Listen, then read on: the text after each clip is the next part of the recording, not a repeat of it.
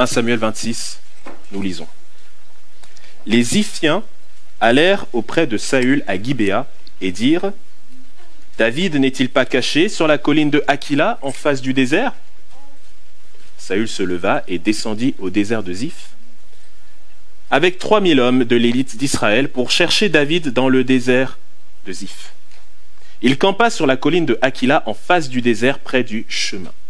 David était dans le désert et s'étant aperçu que Saül marchait à sa poursuite au désert, il envoya des espions et apprit avec certitude que Saül était arrivé.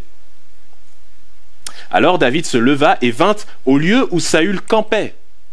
Et il vit la place où couchait Saül avec Abner, fils de Ner, chef de son armée.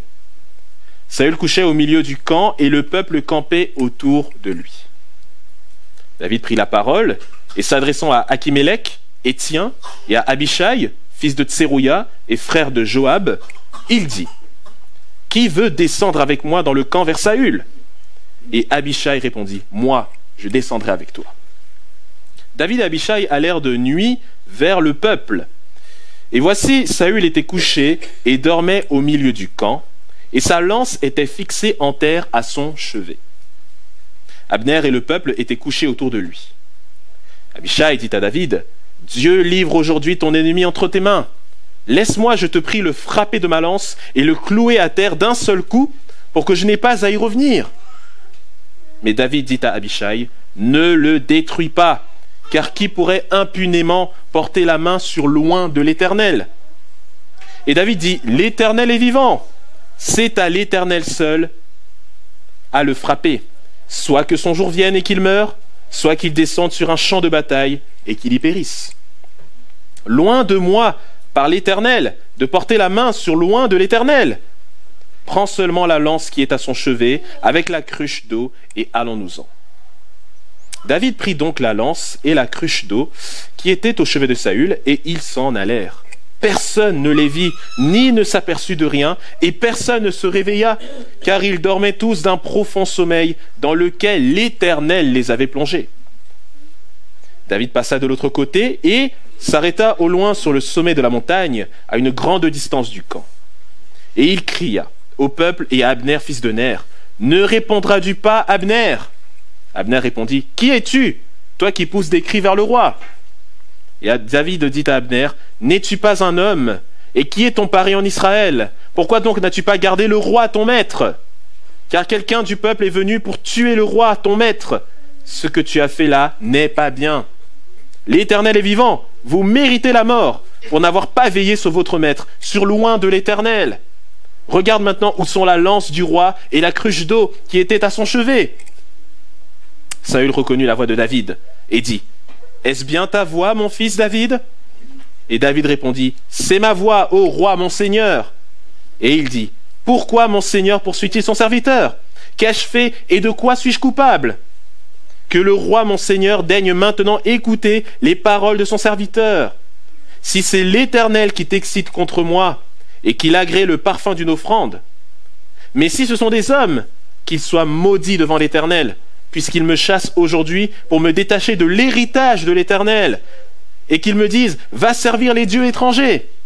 Oh, que mon sang ne tombe pas en terre, loin de la face de l'Éternel, car le roi d'Israël s'est mis en marche pour chercher une puce, comme on chasserait une perdrix dans les montagnes.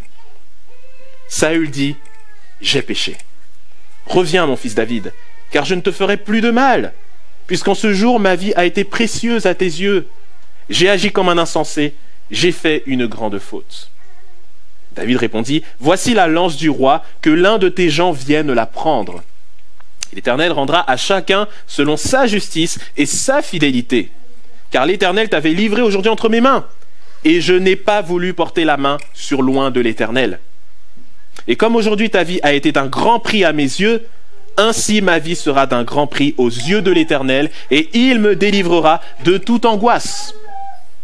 Saül dit à David: Sois béni, mon fils David, tu réussiras dans tes entreprises. David continua son chemin, et Saül retourna chez lui. Avant de laisser la place à notre pasteur, je vais prier. Seigneur notre Dieu, merci pour le don de ta parole. Merci car nous savons que c'est un privilège de pouvoir écouter dimanche après dimanche la parole prêchée. Et nous te prions qu'en ce matin, nous soyons attentifs, vigilants, que nous puissions recevoir ce pain comme vraiment une vraie nourriture qui peut satisfaire notre âme. Nous te prions pour notre pasteur, que tu puisses le bénir, que tu puisses l'accompagner pour vraiment la bonne distribution de ta parole ce matin. Nous prions vraiment que tu l'équipes de ton courage, de ton zèle, et que nous puissions écouter toi et non pas lui. Nous voulons tes pensées, nous voulons ton message et non pas son message. Nous prions que tu l'aides par ton esprit et que tu nous aides par ton esprit à bien recevoir de toi et à bien comprendre ta parole. Nous prions pour les enfants qui seront à l'école du dimanche, que tu les bénisses aussi dans leur temps avec leurs moniteurs, monitrices, que tu aides tout et chacun pour que vraiment ce temps aussi pour eux, comme pour les moniteurs, soit un temps béni et un temps riche en enseignement et en grâce qui viennent de toi. Tout cela, nous te demandons dans le nom de Jésus-Christ et pour ta gloire. Amen.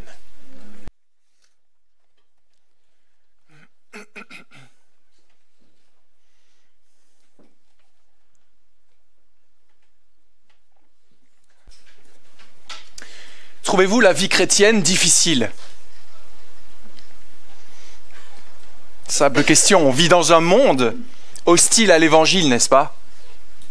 Qui prône des valeurs différentes des nôtres, qui ne valorise pas les mêmes centres d'intérêt que nous, qui n'aime pas comme nous aimons, qui n'a pas le même humour que nous, qui nous est hostile la plupart du temps quand nous cherchons à vivre les réalités de l'évangile. Du coup, un monde qui se moque de nous, qui nous persécute, qui nous méprise, qui nous fait du mal. Un monde qui nous place régulièrement en tentation, n'est-ce pas? Qui nous présente chaque jour devant nos yeux, par tous les moyens possibles, autant de pièges, autant de compromis, qui semblent parfois si attrayants, mais qui visent tôt ou tard notre destruction, notre asservissement.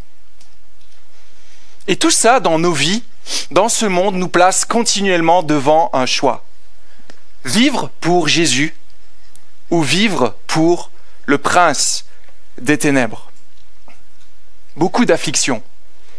On est dans un combat, on est dans une lutte. Mais Dieu n'a-t-il pas dit qu'il prendrait soin de nous? Dieu n'a-t-il pas promis de nous garder, de nous protéger? Et je ne sais pas par quoi vous pouvez passer, ou ce par quoi vous êtes déjà passé dans vos vies, de douloureux, mais comment ne pas se décourager à certains moments? Comment ne pas douter de la bonté de Dieu quand l'épreuve est là, encore et encore et encore? Comment tenir bon dans la vie chrétienne? Et je vous propose de regarder cela avec l'histoire de David et ce troisième et dernier test pour David. On est au chapitre 26 du livre de 1 Samuel. Donc David qui, bien qu'étant déjà roi sur Israël, est pourtant comme un moins que rien, errant dans un désert, poursuivi par des hommes qui veulent le mettre à mort. David, roi, on le présente rarement comme cela jusqu'à présent dans ce livre, mais c'est bien ce qu'on l'on dit, c'est bien ce qui s'est passé depuis le chapitre 16, où David a reçu l'onction de la part de Samuel et ultimement de la part de Dieu. Dieu a choisi David comme son roi particulier, un roi selon son cœur, pour régner sur Israël. Mais pourtant, quand on regarde à sa vie actuellement, qu'est-ce qu'on voit? Un roi qui n'a même pas un endroit où poser sa tête. Un roi poursuivi et qui, à la moindre erreur, ou à la moindre heure qui passe, pourrait être mis à mort par les plus grands soldats de l'armée de Saül. N'aurait-il pas des raisons de douter à certains moments de la parole de Dieu et des promesses de Dieu à son égard? Dieu a promis, Dieu a dit que je serai le roi, et pourtant, concrètement dans ma vie, tout semble crier le contraire. Je suis plus comme un vagabond sans importance. Premier point donc pour nous ce matin. Le roi choisi par Dieu montera sur le trône d'Israël. Le roi choisi par Dieu montera sur le trône d'Israël. Et je vous invite à garder le chapitre 26 sous les yeux et à juste revoir ensemble ce qui se passe dans ce texte. On voit un étrange projet ici pour David alors qu'il entend parler de Saül et de son armée qui passe proche de lui alors qu'il se trouve au désert de Ziph. David, verset 5, parvint au lieu où Saül campait. Il le cherche. Il vit le lieu où couchait Saül ainsi qu'Abner, fils de Ner, chef de son armée. Saül couchait au milieu du camp, le peuple campait autour de lui. Verset 6. David demanda à Ahimelech, le Hittite, Abishai, fils de Tserouïa, frère de Joab, « Qui veut descendre avec moi dans le camp vers Saül ?» Étrange projet de la part de David. Et quand nous lisons ce chapitre comme nous l'avons lu, est-ce qu'on n'y retrouve pas une histoire un peu familière?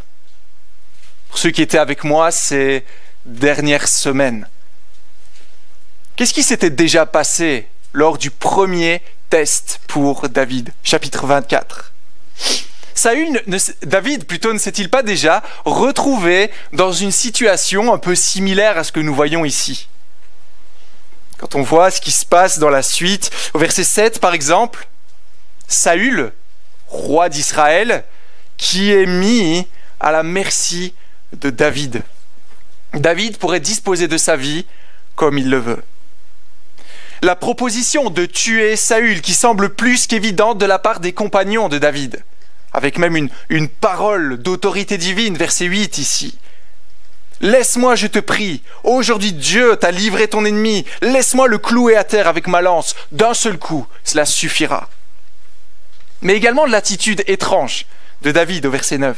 « Non, jamais, jamais je ne ferai ça. » Verset 11. « Jamais que le Seigneur me garde de porter la main sur celui qu'il a choisi par onction. » Déjà vu, n'est-ce pas? Ensuite, un dialogue à distance où on prend quelques affaires. Chapitre 24, c'était le morceau de la tunique de Saül. Et on se place à distance pour ensuite se dire « Mais tu vois, j'aurais pu disposer de ta vie, je ne l'ai pas fait. Regarde d'ailleurs la preuve de ce que j'ai fait. » On voit ça au verset 13, verset 14. Un dialogue qui est là pour prouver l'innocence de David. Et on retrouve l'attitude de pseudo-repentance, parce que maintenant on ne se laisse plus avoir avec Saül, de pseudo-repentance lorsqu'il entend que David l'a épargné. Une histoire qui semble similaire, et la dernière fois quand on s'est rencontrés, ou la fois avant, je vous avais dit que c'était voulu de la part de l'auteur. Il y avait comme un inclusio, on appelle ça un serre-livre, qui veut nous montrer quel est le message important qui se trouvait au chapitre 25. Donc les chapitres 24 et 26 sont similaires de par la rédaction. Mais pourtant, qu'est-ce qui doit attirer notre attention dans ce texte tellement semblable à ce que nous avons déjà vu? Y a-t-il pas quelque chose, il y a plusieurs éléments qui peuvent nous attirer l'attention, plusieurs éléments qui semblent un peu différents ici du chapitre 24. L'auteur fait le travail pour nous. Voyez-vous ce qui est répété quasiment tout au long de ce texte? J'ai relevé 6 fois où on parle de la lance de plusieurs manières. La lance de Saül, verset 7. Verset 8. Laisse-le le clouer à terre avec ma lance, dit Abishai. Verset 11. Je t'en prie, prends la lance avec la cruche d'eau. Verset 12. David prit la lance. Verset 16. Il prit la lance. Verset 22. Viens reprendre la lance. Étrange manière de parler de ce qui fait l'armure d'un roi, n'est-ce pas? Qu'est-ce qu'elle a d'important, cette lance? C'est la question qu'on se pose. Vous voyez, quand on voit un guerrier, on aurait pu parler du bouclier, de l'épée, ça semble peut-être plus évident que cette lance énorme qui est là. Et je pense que comprendre ça, ça nous dirige vers l'essentiel de ce message ce matin. Car à quoi servait cette lance pour Saül, premièrement? Qu'est-ce qu'il faisait, Saül, avec cette lance? On en a déjà parlé de la lance de Saül. C'était un peu comme son arme de prédilection. 1 Samuel, chapitre 18, on voit que c'est l'arme par laquelle il cherche à mettre à mort ses ennemis. C'est aussi, bien plus tard, en 2 Samuel chapitre 1 verset 6, l'instrument qui sera mentionné lors de la mort de Saül. Lorsque le serviteur viendra annoncer la mort de Saül, eh bien il dira, il s'appuyait sur sa lance peu avant sa mort. Lance, également utilisée au verset 8 ici par Abishai, pour mettre à mort les ennemis de Dieu, pour tuer Saül. Il utilise sa lance, pas son épée, pas un couteau, pas tout ce qu'on veut, sa lance. Il y a un écho, alors je ne sais pas si je vais trop loin, mais j'ai pensé à ça, à la description de Goliath. Qu'est-ce qu'on ne manque pas de décrire quand on veut montrer la grandeur de Goliath ? 1 Samuel 17. Le bois de sa lance, qui est énorme, énorme. Aucun homme ne peut tenir la lance de Goliath. Donc en fait ici, la lance, c'est simplement l'instrument par lequel Saül exerce tout son pouvoir. Exerce son règne. Symboliquement, on pourrait dire, tout le pouvoir de Saül se trouve dans cette lance. Un peu comme si vous aviez un homme habillé en uniforme, il est marqué police dans son dos, et là il sortait sa plaque, c'est un peu ça. C'est ça qui lui confère toute l'autorité. À partir du moment où il sort sa plaque, ça calme les esprits. Ok, pourquoi ? Parce que là est le symbole de son pouvoir, de ce qu'il peut ou ne pas faire. Par cela, Saül règne. Par elle, il combat les ennemis. Par elle, il a même tenté de porter atteinte à la vie de David. Attenter à la vie de David. Mais alors, que vient de faire David en prenant sa lance ? Ne vient-il pas simplement d'enlever le symbole de la puissance de Saül ? Ne vient-il pas simplement de désarmer le roi ? Et si le roi est désarmé, qu'est-ce que ça veut dire ? Que se passe-t-il ? Le roi devient inoffensif, n'est-ce pas ? Le roi est inoffensif, un peu comme d'enlever le dard d'une guêpe. Et elle devient aussi gentille qu'une coccinelle, n'est-ce pas ? Je ne vous conseille pas de le faire, mais c'est la réalité. Saül n'a plus de pouvoir sur David. Voilà la symbolique qui vient de se passer dans ce texte. Voilà l'acte tellement significatif, tellement lourd de conséquences que vient de faire David. Prend sa lance. Mais là, on pourrait se poser la question, c'est bien de prendre les affaires de Saül, de la Sorte, de tout ce que ça symbolise, mais est-ce réellement le cas ? Est-ce réellement le cas ? Est-ce qu'on peut réellement dire que Saül ne peut exercer aucun pouvoir sur David ? Si je trouve le symbole d'un agent de police par terre, que je le prends, est-ce que ça veut dire que du coup, c'est moi l'autorité du pays et que je peux apposer les lois et appeler mes amis policiers pour qu'ils viennent ? Non, pas forcément, pas forcément. Quand on regarde à l'histoire ici concrètement, que voyons-nous ? On veut voir des preuves de cela, parce que c'est facile de venir retirer les objets symboliques, mais est-ce que réellement on suit l'idée ? Voyez-vous ce que fait David au verset 7 de notre texte ? Je relis ça, verset 7. David et Abishai allèrent de nuit vers le peuple. Saül était couché et dormait au milieu du camp, sa lance plantée en terre, près de sa tête. Abner et le peuple étaient couchés tout autour de lui. Tout autour de lui. David se promène au milieu du camp de ses ennemis. Et il faut bien comprendre ce qui se passe ici. Si les soldats sont placés de cette manière-là, avec le roi au centre, eh bien c'est une manière justement de vouloir mettre tout en place pour assurer la sécurité du roi, n'est-ce pas ? Avez-vous déjà essayé de vous réveiller la nuit, peut-être pour aller au petit coin, je ne sais pas, parce que vous n'arriviez pas à dormir, mais sans vouloir réveiller personne dans votre maison ? Moi, parfois, c'est des choses qui me frustrent énormément. Je me lève, premier pas à terre, crac, et là, tout le monde se réveille dans la maison. C'est pas possible. Doucement, tu essayes d'ouvrir la cloche et clac, et ça fait, on a l'impression que le bruit est décuplé par 10. Vous connaissez ça, n'est-ce pas ? Donc qu'est-ce qui se passe ici pour David et dans cette manière dont les 3000 hommes de Saül sont placés? En fait, c'est pour être certain que personne ne pourra atteindre le roi, aussi évident que ça. David est simplement en train de traverser une forteresse imprenable dans notre texte ce matin, jusque pouvoir attenter lui-même à la vie du roi. Même ces hommes de main les plus vaillants comme Abner qui dort à ses côtés, on peut imaginer le simple soldat, et plus on se rapproche du centre où le roi, l'importance du roi est là, et bien les hommes sans doute les plus vaillants étaient autour de lui, ces gardes du corps les plus impressionnants, les plus efficaces. Mais pourtant, ils ne peuvent rien faire. À moins que les personnes soient dans un profond sommeil. Un profond sommeil. Parfois je demande à Émilie, je t'ai réveillé cette nuit ? Non, je t'ai pas entendu. Pourquoi ? Parce qu'elle dormait d'un sommeil profond. Mais quand même, 3000 personnes endormies d'un sommeil profond. Comment est-ce même possible ? Regardez la fin du verset 12. David prit donc la lance, la cruche qui était près de la tête de Saül et s'en allèrent. Personne ne les vit. Personne n'en eut connaissance. Personne ne se réveilla, car ils dormaient tous. En effet, un sommeil, une torpeur venant du Seigneur était tombée sur eux.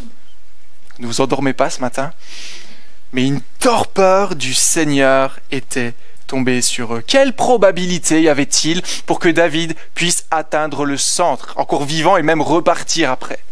Aucune, à moins que Dieu soit avec lui. Qu'est-ce que est en train de nous montrer cette histoire ici? Simplement que Dieu protège David. Simplement, on veut nous montrer que David a déjà la victoire. Et cela vient de Dieu. Message simple.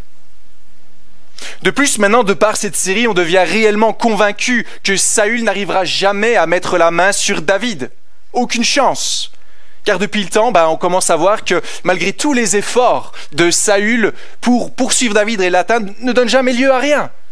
David est au courant avant, il a le temps de s'échapper, même quand ils sont de part et d'autre d'une même montagne où il est encerclé par ses hommes. Eh bien, tout d'un coup, il faut revenir dans ton pays parce que les Philistins attaquent et ils doivent abandonner. Combien de fois c'est déjà arrivé? Saül le poursuit, mais ne peut rien contre David, à moins que Dieu le laisse agir suffisamment pour tester David, pour affermir David. Pourquoi en est-il ainsi? Car Dieu veille sur ses enfants comme il l'a promis. Et si ce matin notre texte nous disait que David doute, ouais, je suis pas sûr que l'Éternel m'a choisi, je suis pas sûr qu'au final je vais arriver à devenir le roi, qu'est-ce qu'on lui dirait en ayant lu tous ces chapitres ensemble? Allez David, regarde à ta vie concrètement. Ne vois-tu pas tout ce que le Seigneur a déjà fait pour toi et qui atteste qu'il est concrètement avec toi? Dieu a été avec toi à chacun de tes pas, même si tout n'est pas facile dans ta vie. Dieu est là, Dieu règne et Dieu conduira son projet à se réaliser. Mais il y a quand même une chose qui doit nous perturber ce matin dans ce texte, qui est différent du chapitre 24. Pourquoi David a-t-il un projet aussi étrange? Pourquoi? C'est étrange, n'est-ce pas? Dans le chapitre 24, Saül est arrivé dans la même grotte que lui. On avait vu que c'était parce que Dieu avait permis que ça se passe ainsi. Et c'était malgré David. Il se cachait dans une grotte, Saül arrive, ils sont là, ils se rencontrent. Mais ici, qu'est-ce qui se passe? C'est David qui va au-devant des problèmes. Et là, on pourrait se poser la question, mais est-ce qu'il manque juste d'adrénaline? Qu'est-ce qu'il cherche là? Pourquoi faire cela? Et embarquer avec lui même des hommes les plus vaillants pour le suivre? Qu'est-ce que David est en train de nous montrer? Quel est le test qu'il est en train de réussir ici? Regardez le verset 10. David dit, par la vie du Seigneur, c'est au Seigneur seul de le frapper. Soit que son jour vienne ou qu'il meure, soit qu'il descende au combat ou qu'il y soit emporté. Jamais que le Seigneur me garde de porter la main sur l'homme qu'il a sur l'homme qui a reçu l'onction du Seigneur. Maintenant, je te prie, prends la lance qui est près de sa tête, la cruche d'eau, et allons-nous-en. Qu'est-ce qu'il est en train de faire ici, David, en allant au devant du danger? Il est en train d'exprimer un plein acte de confiance en Dieu. Il est en train de montrer qu'il a pleinement confiance dans les promesses de Dieu et qu'il a même progressé dans sa confiance en Dieu. Il sait que même en étant au-dedans du danger, au devant du danger, eh bien Dieu le gardera, Dieu le protégera. Dieu sait qu'il peut ajouter ou enlever quoi que ce soit à sa peine. Il veut le laisser simplement contrôler sa vie. David agit par la foi dans la promesse de Dieu. Alors, ici, il s'agit d'un enseignement qui nous est donné dans ce texte. Ça ne veut pas dire que nous, en tant que chrétiens, on doit volontairement vouloir aller au devant du danger, n'est-ce pas? Soyez pas imprudents, d'accord? On n'est pas le roi David, Messie, donc ici, il ne faut pas se dire, bon, je vais me mettre volontairement en danger parce que j'ai la foi en Dieu. Faisons preuve de sagesse. Mais ici, dans cette histoire étrange, ce qu'on veut marteler comme image, comme message, c'est vraiment de nous montrer que David a pleinement confiance dans la promesse de Dieu. Il a pleinement foi en lui et n'a aucune crainte, en fait, de ses ennemis. Plus aucune. Aujourd'hui, nous retrouvons un David qui ne doute plus, car il a la foi dans la promesse que l'Éternel va garder son oint, celui qui a reçu l'onction. Il a une pleine confiance en Dieu et cela se traduit que même lorsqu'il va au devant du danger, Dieu le garde particulièrement. La foi. Qu'est-ce que la foi? Qu'est-ce que c'est avoir la foi? Hébreux chapitre 11 nous dit que la foi, c'est la ferme assurance des choses que l'on espère et que l'on ne voit pas. Pourquoi la foi est-elle importante? Pourquoi c'est important d'avoir la foi? Car ça permet de ne plus nous appuyer sur nous-mêmes, mais de faire confiance à quelqu'un d'autre, sur la parole d'une autre personne. De ne pas régler nos comptes par nous-mêmes, mais dans ce cas-ci, de laisser Dieu agir. Et ça, c'est un trait de caractère essentiel du royaume de Dieu. Ce que Dieu recherche de son roi, mais aussi de chacun de ses enfants. Avoir la foi, avoir une pleine confiance que Dieu va agir selon sa volonté. C'est toi qui règnes, ce n'est pas moi qui règne. C'est toi qui es sur le trône, ce n'est pas moi. Comme David, dans cette histoire vraiment étrange. Tu as le contrôle. Moi, je ne suis pas le maître, c'est toi, le roi. Je ne chercherai pas à faire quelque chose qui va permettre au projet de Dieu d'avancer. Fruit de mon imagination, comme peut-être Abraham avec Agar. Bon, la promesse de Dieu ne semble pas venir, donc on va essayer de donner un petit coup de pouce à Dieu. Non, c'est pas ça. Dieu est en contrôle de son projet. Mais qu'est-ce qui est parfois difficile avec la foi? C'est parfois difficile de tenir bon, n'est-ce pas? De placer toute sa confiance en Dieu quand on regarde aux événements de nos vies. Parfois, il y a du doute qui s'installe. Mais comment faire pour placer sa confiance en Dieu et ses promesses sans compromis? Sachant que parfois, quand on regarde à nos vies, quand on regarde à notre monde, on a plutôt l'impression que soit rien ne se passe, soit Dieu n'est pas vraiment en contrôle. Dieu règne! Oui, quand je regarde les infos, j'ai pas trop l'impression de ça. Ça mine notre espérance. Mais comment on fait pour garder nos yeux fixés sur Dieu et sur ses promesses? Est-ce que vous faites confiance à tout le monde, vous? Est-ce que vous faites confiance à n'importe qui vous dirait une parole? Non? Pourquoi non? Pourquoi? En fait, ça dépend de celui qui vous parle, n'est-ce pas? Si on vous fait une promesse, certaines personnes, juste à voir leur tête, en connaissant un petit peu leurs antécédents, se diraient « Ouais, je suis pas trop sûr que tu vas faire ce que tu dis, mais on verra, on verra. » Ça, c'est pas la foi, ça. Mais qu'est-ce qui nous donne à certains moments d'avoir une pleine confiance envers certains et pas envers d'autres? Ce qu'il nous faut, c'est une parole digne de confiance, n'est-ce pas? Et c'est la même chose avec Dieu. quand on sait qu'une personne nous a réellement promis quelque chose, on sait que c'est une parole, que c'est une personne qui tient ses promesses, elle l'a déjà prouvé par le passé et elle veut nous le montrer encore aujourd'hui, on lui fera plus facilement confiance. C'est le même principe avec Dieu. Dieu nous parle, Dieu nous promet. Mais comment savoir si on peut placer sa confiance dans ce qu'il nous dit? Eh bien simplement, c'est pas aussi simple que ça, mais en regardant à ce qu'est cette parole. Qu'est-ce que c'est ça, la Bible? C'est une parole qui a défié les âges, n'est-ce pas?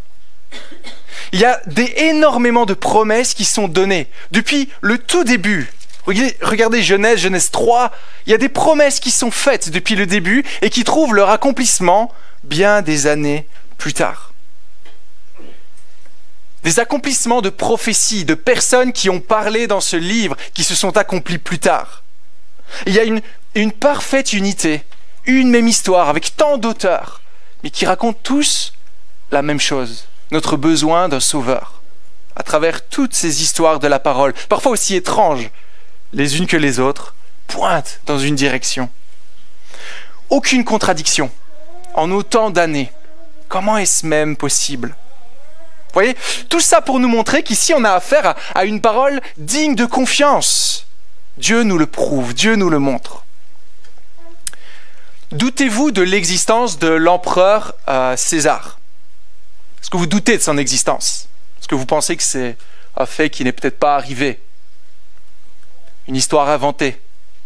Astérix, Obélix? Ils n'ont pas existé. Non, on ne doute pas, n'est-ce pas? On sait que César a existé, qu'il a été là. Et vous le savez parce qu'il y a environ une dizaine de manuscrits qui rapportent sa vie. Une dizaine de manuscrits de son époque nous disent ce que César était, ce qu'il a fait. Doutez-vous de l'existence de Jésus-Christ, de ce qu'il a accompli? Sachez qu'il y a plus de 7000 manuscrits qui relatent son existence et ce qu'il a accompli. Voyez-vous ce qui se passe? Dieu nous donne des raisons de placer notre confiance en lui. Il nous prouve par sa parole qu'il est digne de confiance et que l'on peut croire. Et vous voyez, il ne nous demande pas d'avoir une foi aveugle. Il ne nous demande pas de faire un saut dans le vide et d'espérer. Peut-être que quelque chose arrivera. Il y a un problème avec ce mot « espérance » dans la langue française.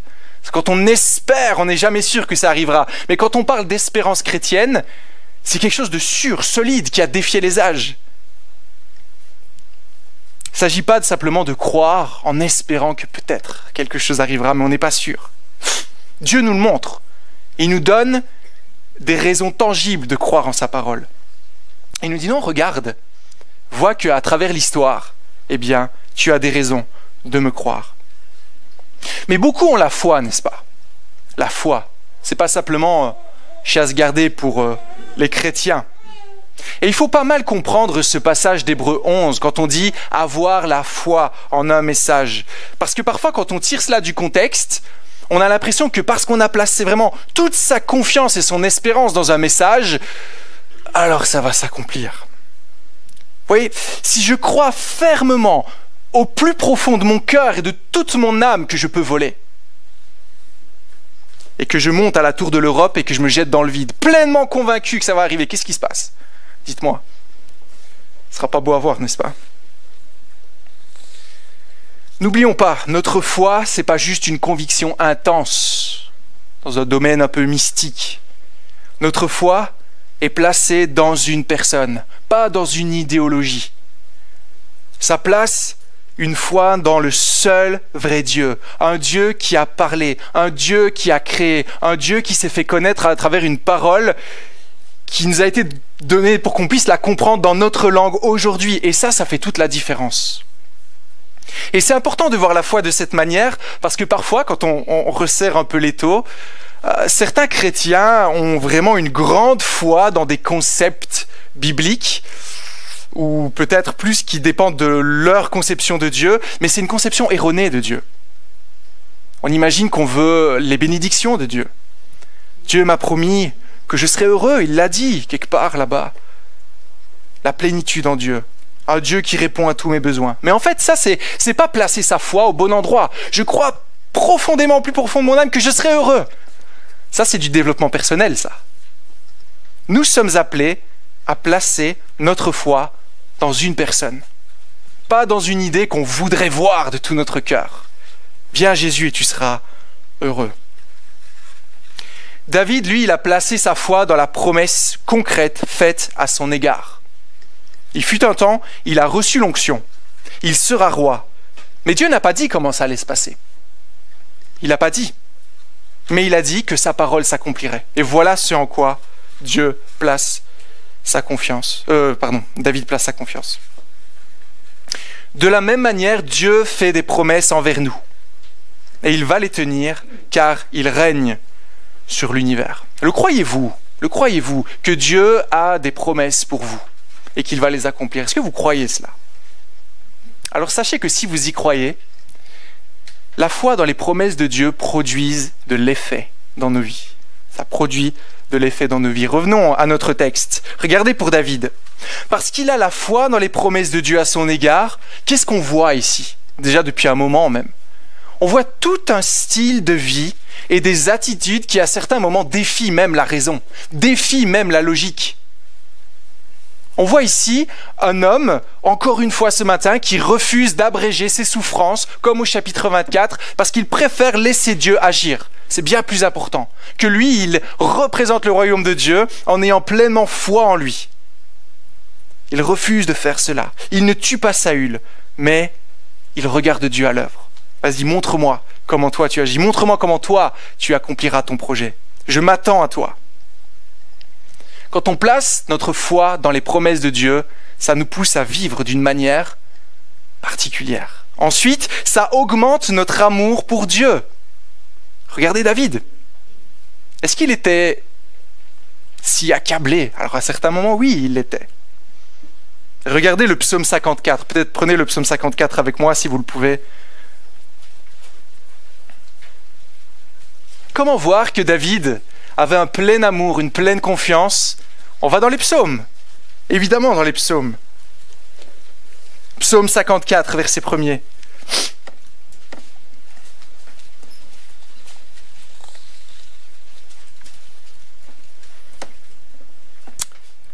Au chef des chantres avec instrument à cordes, cantique de David. Lorsque les Iphiens, donc là on est dans notre contexte, vinrent dire à Saül, David n'est-il pas caché parmi nous? Ô Dieu, sauve-moi par ton amour. Rends-moi justice par ta puissance. Ô Dieu, écoute ma prière, prête l'oreille aux paroles de ma bouche, car des étrangers se sont levés contre moi. Des hommes violents en veulent à ma vie. Ils ne portent pas leurs pensées sur Dieu. Voici, Dieu est mon secours. Le Seigneur est le soutien de mon âme. Le mal retombera sur mes adversaires. Anéantis-les dans ta fidélité. Je t'offrirai de bon cœur des sacrifices. Je louerai ton nom, ô Éternel, car il est favorable, car il me délivre de toutes mes détresses. Et mes yeux se réjouissent à la vue de mes ennemis. Voyez ici la joie de David de continuer de servir l'Éternel. Vous voyez l'effet de sa foi dans les promesses de Dieu, même dans la difficulté, dans les souffrances. Il a une pleine confiance dans les promesses de Dieu pour sa vie. Et ça lui donne de la joie. Dieu est pour moi, Dieu m'accompagne, même si parfois je vois qu'il y a des moments plus tristes dans ma vie, plus compliqués. David, malgré l'extrême difficulté de sa vie à ce moment-là, et qu'il a eu besoin, comme on l'avait vu parfois, d'être encouragé, notamment avec Jonathan qui était venu le voir, il n'est pas morne, il n'est pas triste, il n'est pas malheureux, sinon ça se ressentirait dans ces psaumes, où il ne les aurait même pas écrits. Même s'il passe par des moments compliqués, il se rappelle qui est son Dieu. Et lié à cela, on voit ici une progression dans l'affermissement, dans sa confiance en Dieu. On voit une évolution dans son attitude. Plus on va placer sa confiance en Dieu, plus on va être focalisé sur les promesses de sa parole, plus on va grandir dans notre vie chrétienne, plus on va l'aimer. Et souvent on se demande, mais comment David fait-il pour écrire de tels psaumes? Ah, je voudrais pouvoir dire, ah Seigneur, je t'aime tant et j'y arrive pas, ma vie chrétienne est plutôt fade. Voilà un élément de réponse. Placer sa foi en Dieu, pas juste de manière parce qu'il faut qu'on le fasse ou parce que c'est la foi seule qui nous sauve, mais réellement, concrètement. Parfois, on a l'impression que David était si joyeux parce que Dieu l'avait choisi comme roi, parce qu'il avait peut-être toute la richesse, qu'il aurait un palais. Ah oui, ça donne de la joie. Mais on voit aujourd'hui que ce n'est pas le cas. Il avait une vie difficile, mais il était reconnaissant à Dieu. Il a eu l'occasion à travers sa vie d'expérimenter concrètement la présence de Dieu. La foi produit des actes parfois incroyables, mais si on manque de foi, eh bien ça se voit aussi. Ça se voit. Parfois on dit qu'on aime le Seigneur, on l'a vu la dernière fois un peu dans un autre aspect, mais nos actes en disent long sur ce qu'on croit réellement. Et le plus souvent, quand est-ce qu'on voit si réellement on est attaché au Seigneur, si on a une grande foi? C'est dans les moments difficiles, n'est-ce pas? Dans les peines, dans la maladie. C'est là qu'on commence à dire, mais je suis plus sûr que Dieu est bon, que Dieu m'aime, que Dieu veut mon bien. C'est lorsque notre foi est mise à l'épreuve. Et on passe tous par des moments comme ça. Pourquoi? Parce que quand on passe par de tels moments, en fait, on a une belle opportunité, comme David dans son désert, avec une foule d'hommes armés qui en veulent à sa vie, de dire, moi, je veux mettre ma foi en toi. Moi, je reviens à ce que tu as dit, à mon propos. Et là, le Seigneur nous accompagne. Bien sûr, il faut être honnête avec le Seigneur. Parfois, c'est difficile. Là, j'ai du mal, Seigneur. Mais je choisis encore et encore de regarder à toi. Je ne me fie pas à mes sentiments. Je ne me fie pas à ma situation.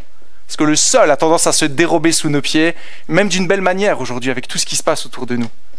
Mais Dieu, lui, c'est notre rocher, ferme, inébranlable. Et on veut croire cela et regarder à lui.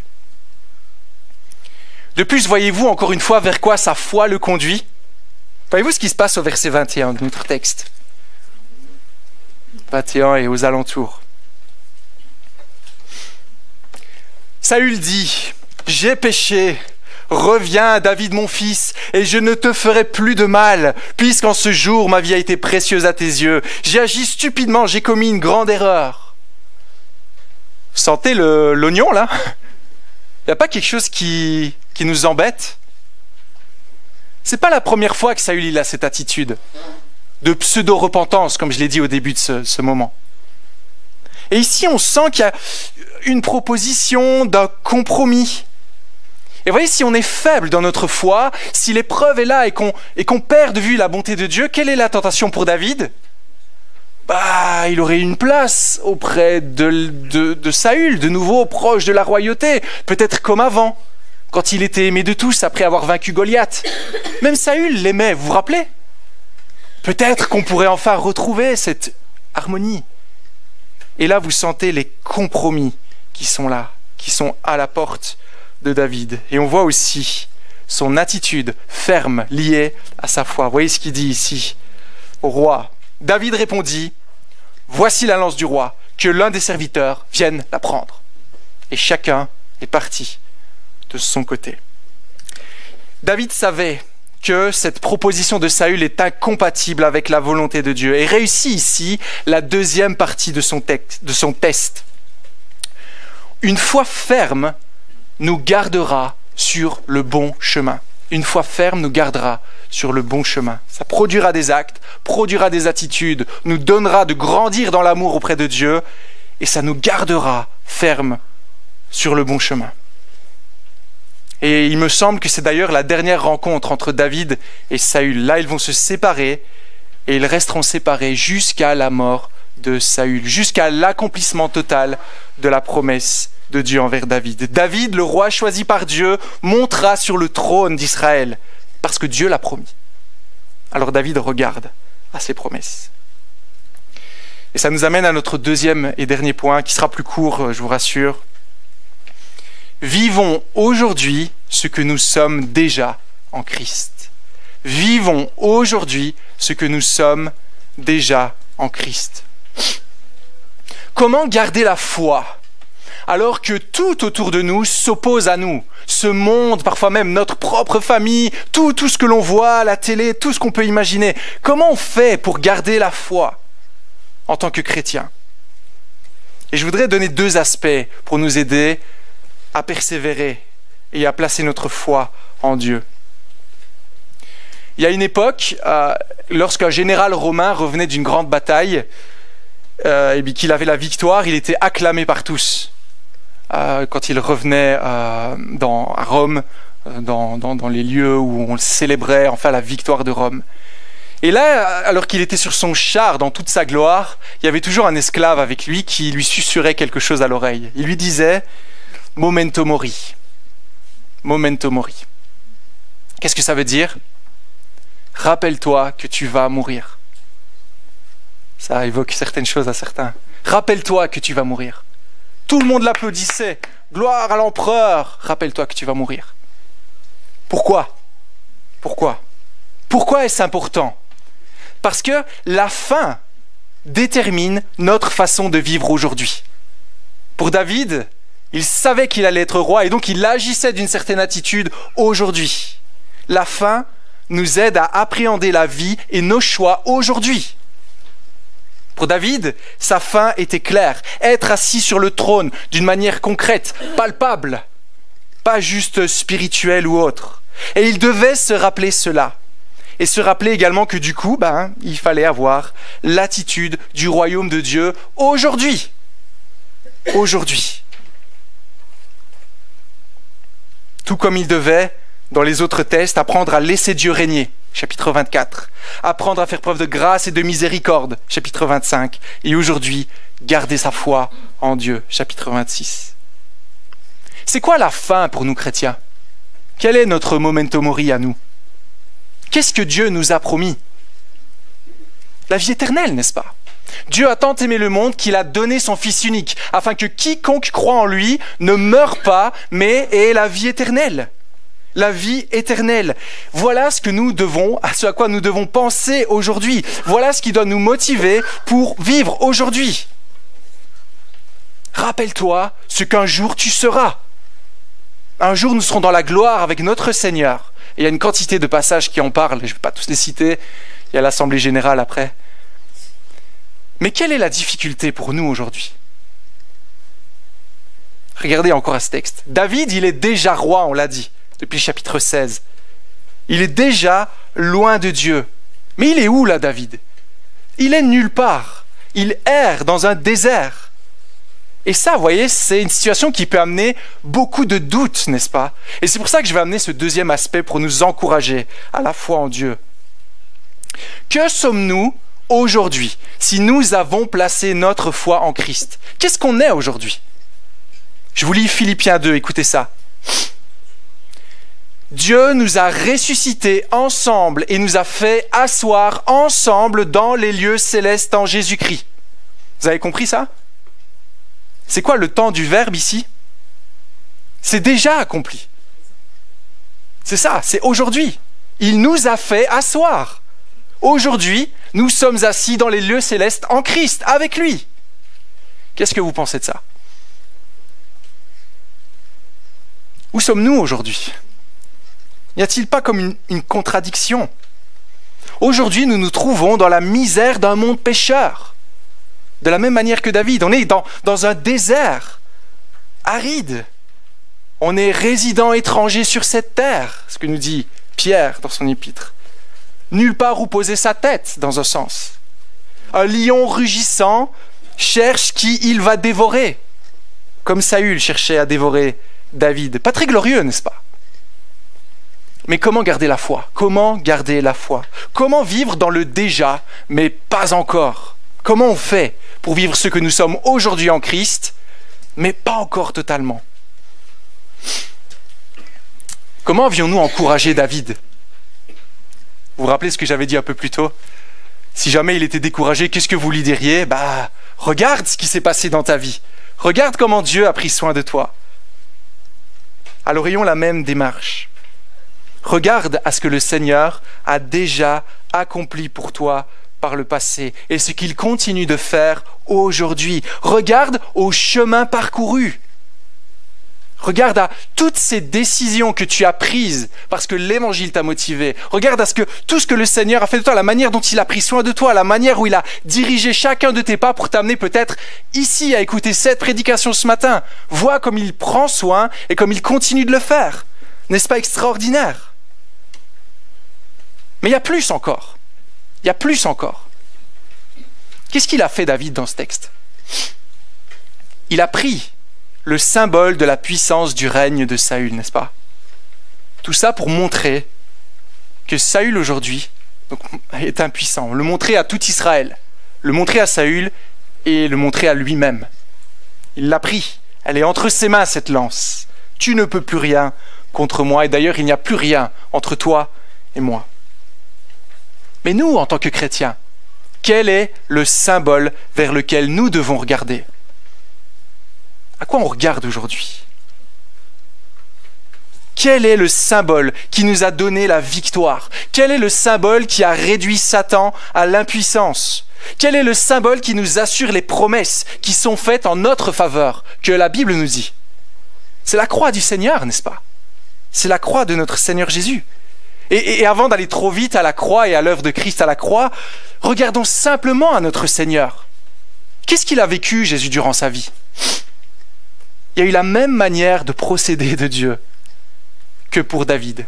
Quand le Messie, le roi d'Israël, le roi du monde, le nouveau David arrive sur terre, où se trouve-t-il? Où est-ce qu'il peut venir au monde? Dans une étable, parce qu'il n'y avait nulle part de la place pour lui. Rapidement, où est-ce qu'il a dû fuir? Parce que tous voulaient le tuer. En Égypte, il a dû partir, parce qu'on voulait pas d'un autre roi. Ensuite, quand il a commencé son ministère, qu'est-ce qui s'est passé pour Jésus? C'était facile. Tout le monde venait autour de lui. Non. Il y a eu de l'opposition qui grandissait encore. On voit ça dans l'évangile de Marc, qui arrive jusqu'à un point où sa famille le rejetait. Les pharisiens le rejetaient. Il y avait encore un autre exemple aussi qu'Épaphras a donné ce matin dans la présidence. Jésus était rejeté par tous. On ne voulait pas de lui. Triste destin pour un roi, n'est-ce pas? Et il a continué sa route jusqu'à la mort de la croix. Ce n'était pas glorieux pour lui, alors qu'il était déjà le roi et qu'il est venu sur terre. Il était déjà le créateur du monde qui vient sur terre. Mais pourquoi a-t-il continué? Parce qu'il avait pleinement confiance en son Père. Il a été obéissant à Dieu jusqu'à la mort même de la croix, nous dit la parole. Pourquoi a-t-il fait cela? Pour que Dieu mène son projet selon sa volonté. C'est ta volonté, pas la mienne, Jésus disait au jardin de Gethsémanée. C'est toi, fais ce qui te semble bon, pas ma volonté. Donc rappelons-nous ce qui a déjà été accompli pour nous ce matin sur cette croix. Qu'est-ce qu'elle nous dit, cette croix? Elle nous dit qu'aujourd'hui, nous ne sommes plus esclaves du diable. Autrefois, nous étions esclaves du péché, de notre nature pécheresse, esclaves du prince de ce monde, début d'Éphésiens. Mais aujourd'hui, chaque victoire sur un péché, chaque épisode de repentance, qu'est-ce que ça nous dit? C'est une preuve que le royaume des ténèbres a reculé et que le royaume de Dieu a progressé dans nos vies, dans ce monde. Qu'est-ce qu'elle nous rappelle encore, cette croix? L'apôtre Paul dit en 1 Corinthiens 15, 55, « L'aiguillon de la mort a été enlevé. » C'est quoi ça? Qu'est-ce que ça signifie? Qu'aujourd'hui, la mort ne peut plus rien contre nous, car nous sommes enfants de Dieu. La mort n'a plus de pouvoir sur nous. Je lis rapidement Colossiens 2, 15.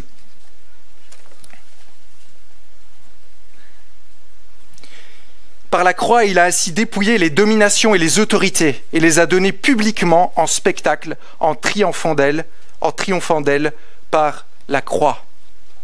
Par la croix, ça nous dit que toute la puissance des ténèbres déchaînées contre nous ne peut plus rien, car nous sommes dans la main de Dieu. Et que nous l'ayons expérimenté ou pas, sachez et reconnaissez que Dieu garde chacun de nos pas, même si parfois on a l'impression qu'on est tenté au-delà de nos forces. Ouais, mais là, j'y arrive pas. Là, je suis pas heureux. Là, je manque de ci, de ça. Mais la parole nous dit que Dieu ne permettra jamais que nous soyons tentés au-delà de nos forces. Et que même le mal qui nous arrive, c'est lui qui nous le permet pour notre progression. Allez le dire à Job. Qu'est-ce qu'elle nous dit d'autre, cette croix? Elle nous rappelle que toute cette histoire ne dépend pas de nous, de vous et moi, mais de Dieu qui fait grâce. Tout est à propos de lui. Si aujourd'hui vous croyez que Jésus est le Sauveur, c'est parce que lui, il a fait un miracle dans vos vies. Incroyable, n'est-ce pas? C'est lui qui va changer tout votre cœur. Il a promis quelque chose et il l'a accompli. Il a dit, tu seras roi parce que je le veux. Tu seras mon prêtre royal parce que je le veux. Et pour ça, je vais tout faire pour que cela fonctionne. Il ne dit pas, ok, je te donne un petit coup de pouce, maintenant à toi d'investir et d'y aller, sinon tu perds le statut. Non. Lui-même nous dit en Christ, tu seras mon prêtre royal, mon enfant bien-aimé, un homme selon mon cœur. Et bien sûr, surtout, rappelons-nous comment cela a été possible. Parce que la croix n'est pas qu'un symbole, n'est-ce pas? La croix, c'est la signature de Dieu sur ses promesses faites par le sang de Christ. Et il ne manque rien. S'il nous a donné son Fils, est-ce qu'il pourrait nous manquer quoi que ce soit pour nous aider à progresser? Il ne manque rien. Et vous voyez, la croix, c'est pas un fait illusoire, poétique, théorique, c'est concret. C'était une croix de bois placée à un endroit, à une certaine époque, dans laquelle le Seigneur a dit « Maintenant, je scelle mon alliance ». Et par cela, vous avez l'assurance que toutes ces promesses faites pour vous, elles vont s'accomplir, et elles s'accomplissent déjà. Jésus est réellement venu pour donner sa vie pour vous, pour moi, afin que nous ne soyons plus esclaves du diable, mais que nous devenions des personnes qui régneront avec lui pour l'éternité. Alors, memento mori, rappelez-vous ce que vous allez devenir, mais aussi rappelez-vous ce qui s'est déjà passé dans votre vie. Dieu agit à travers l'histoire et dans votre histoire, concrètement, dans chacune de vos vies. Il faudrait presque faire un journal intime de ce que Dieu a fait dans nos vies. Il y en a qui le font, je pense. J'ai prié ça et la date de l'accomplissement. Merci Seigneur. Ça, je crois que ça affermirait notre foi aussi. Rappelons-nous ce que le Seigneur a déjà accompli. Parce que ça doit affermir notre foi, nous conduire à lever les yeux vers lui. Même si nous ne voyons pas que tout est déjà accompli pour nous, même si nous souffrons encore dans ce monde, même si tout n'est pas parfait. Et vous voyez vers quoi ça nous conduit de méditer sur ces réalités-là? Si telle est ma réalité, si telle est mon éternité, si toute ma vie est entre les mains de Dieu, que rien ne peut la contrer, alors que faire d'autre que de vivre pour le Seigneur aujourd'hui, tel qu'il me voit déjà? Dieu dit, tu es mon enfant. Alors pourquoi ne pas vivre aujourd'hui comme tel et aujourd'hui investir dans le royaume de Dieu? Vous voyez, on ne peut pas dire, j'ai la foi dans les promesses de Dieu et que ça ne change rien à nos vies. Que dès qu'il y a la moindre contrariété, on soit au 36e dessous sans jamais se relever. Je ne suis pas en train de dire qu'un chrétien ne peut pas être abattu, comprenez-moi. Mais certains ont leur vie plus modelée par les aléas de la vie que par l'évangile. Et là, ça montre qu'il y a un problème. On ne peut pas continuer à... On ne peut pas dire j'ai la foi et vivre comme on vivait avant, avoir les mêmes centres d'intérêt, les mêmes envies que celles du monde ou que nous vivions auparavant. Vivre comme ça démontre qu'en fait, on n'a pas vraiment la foi dans les promesses de Dieu et qu'on fait au mieux des compromis, comme ce qui était la tentation de David ici avec Saül. La foi conduit à des actes, comme le dit Jacques dans son épître, à des choix, à une manière de vivre tranchée, comme David, qui a là de son côté, et Saül qui a là de son côté. Vivre pour Jésus, placer notre foi dans ses promesses, ça choque notre monde. Ça perturbe notre monde, à un point tel que s'ils rentrent dans cette salle et nous voient vivre l'évangile, ils se diront certainement Dieu est parmi eux. C'est bizarre, c'est pas possible de vivre comme cela. Et voir cela, que Dieu agit concrètement parmi nous, eh bien ça nous conduit, vous voyez, à renoncer joyeusement à nous-mêmes, servir celui qui est notre maître. On grandit dans la foi, dans ses promesses. Il y a des tribulations, il y a des éléments compliqués à certains niveaux et on se dit mais moi j'attends de voir ce que le Seigneur va faire. Et là, il y a une paix qui est là, que le monde ne connaît pas. Mais ne pas rechercher l'aide, et ne pas rechercher l'aide dans les solutions pécheresses que nous propose ce monde, mais laisser Dieu agir. Et plus l'épreuve sera intense, plus nos yeux se lèveront vers lui. Ça, c'est une chose qu'on a discuté dans les groupes de maison. Je n'avais pas prévu d'en parler, mais je pense que c'est important.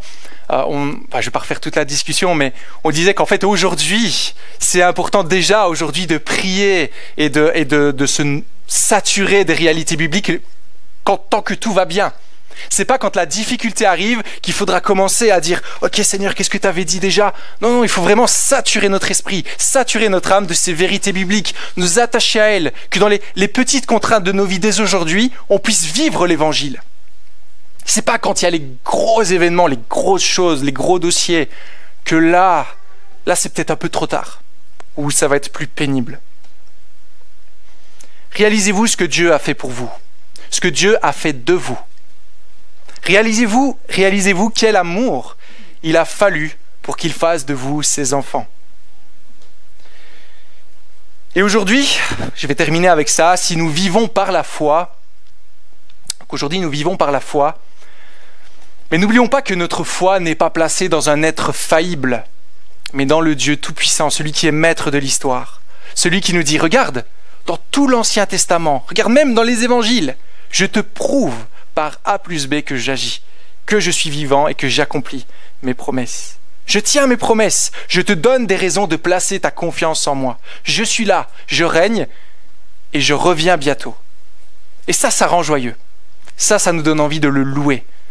Même dans la difficulté, ça va nous pousser à psalmodier comme David, offrir de bon cœur des sacrifices de louange, louer son nom parce que Dieu est bon pour nous. Tout ça pour moi, alors que je ne le mérite pas. Tout ça pour moi, alors que je suis un être pécheur qui ne veut pas de Dieu, qui ne voulait pas de Dieu à la base. Alors si toi tu as fait ça de moi aujourd'hui, je veux vivre pour toi, chaque jour, peu importe la difficulté, je me répète. Même si je dois donner ma vie, je le ferai, parce que le meilleur est à venir. Et ça, c'est jusqu'au jour où nous marcherons enfin par la vue, n'est-ce pas? Parce qu'un jour, la foi s'arrêtera, nous verrons Dieu de nos yeux. Et ça, ce sera l'étape suivante pour chacun de nous, ceux qui sont en Christ. Trouvez-vous la vie chrétienne difficile? Peu importe. Peu importe. La vraie question, c'est, avez-vous la foi dans les promesses de Dieu à votre égard? Prions le Seigneur, parce que c'est lui qui fait naître la foi. C'est lui qui fait grandir cette foi. Et même une petite foi placée dans un grand Dieu peut nous faire renverser des montagnes. Prions pour cela. Renverser des montagnes. Seigneur, aide-nous à grandir la mesure de notre foi. Nous voulons te faire confiance, pas en nous-mêmes. Prions qu'il puisse nous convaincre au plus profond de nos cœurs. Nous sommes déjà ses enfants. Il nous garde dans sa main. Il nous protège et fait tout concourir. Et nous savons que cette bonne œuvre qu'il a commencée en nous, il l'amènera jusqu'à son terme, jusqu'au jour de Jésus-Christ. Amen.